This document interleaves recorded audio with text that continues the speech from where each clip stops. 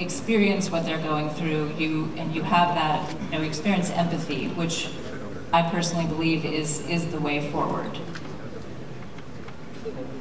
I just want to add to that I have hope because of the new generation. It's been 51 years since the liberation, and when we talk to our 18-year-old, 23-year-old, they don't have the same memories and the secondhand trauma that we do. So I have a lot of hope for that, and I do feel in my 40s, and we were the 70s and 80s children, and we did a very poor job of connecting with the youth.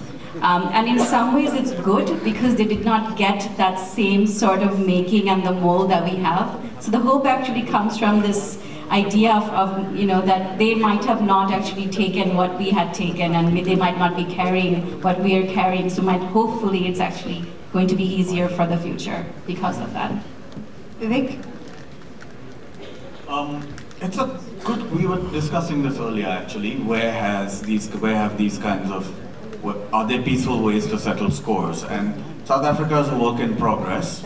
A few years ago when Goa had its 50th anniversary of the liberation, I suggested at my own festival that we have a truth and reconciliation kind of a set of dialogues, and it was laughed at by the two leading kind of public intellectuals of our space. But I do think that both reckoning and also reparations are essential processes.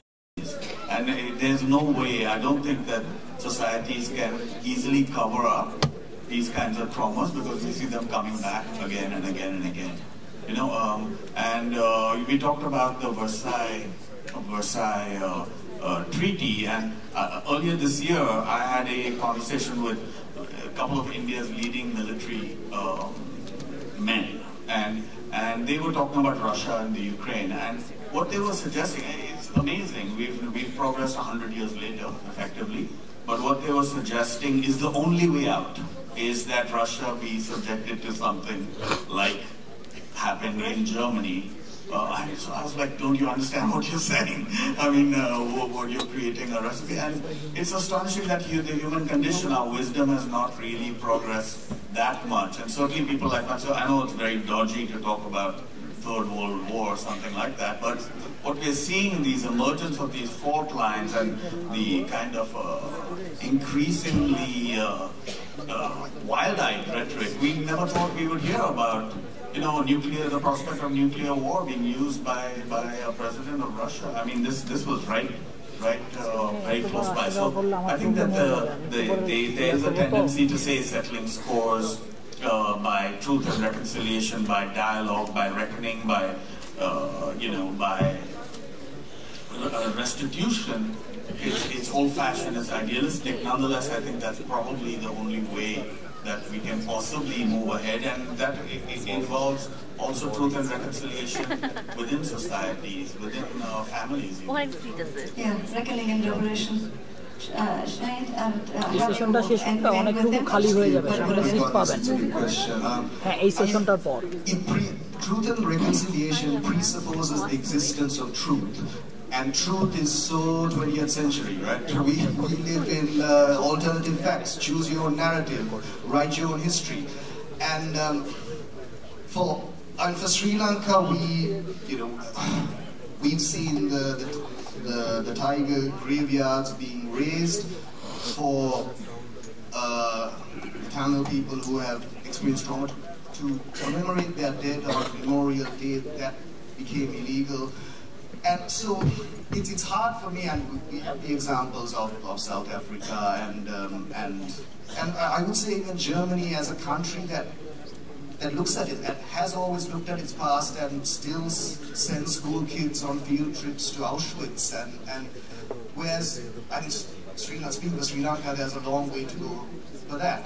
The only thing I would say is, and come back to Liz's point about the role of the writer and the novelist, I think telling these stories and listening to others' stories, because I'm surprised there's so few stories coming out of Sri Lanka as well, especially from the Tamil literature. There's Shob Shakti, the former child soldier who's writing in exile from France, but this is very few voices, and I think so the first step would be that we write these stories and we read each other's stories, but also the way history is taught. We're taught in schools, we're taught in Sri Lanka, we're taught about the ancient kings, about the Dutch and the Portuguese and the British. We're not taught about the last 30 years, the last 40 years.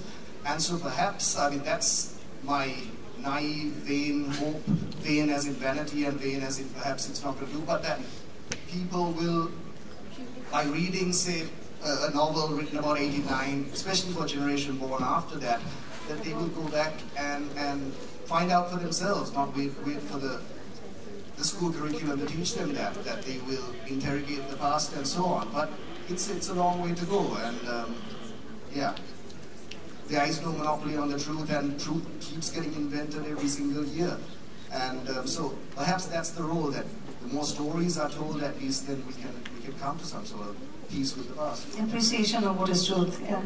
There's also a passage in Shudru's Clan which says, there is nothing in this world that is good or bad. When we look at something and say it's not good, it's usually because it's just in the wrong place. So I think truth is like that. Everyone's got their own place for truth, and we've just, I think, got to figure it out. But thank you very much. I have done one thing which is stuck to the limit of 1 hour, and we said we'd start at 6 and end at 7. So we've done that. Thank you very much. We've had thank you to all the panelists. It was very enlightening, wonderful conversation. I would really urge those of you who haven't read the 3 books, Golden Land, The 7 Moons of Mali and Mida, and Shudru's Clan. There's book signing after. Please go on after, and I would really urge you to read these books. And thank you very much. Very cooperative audience, wonderful questions, very interactive. Thank you so much. Thank you, everybody.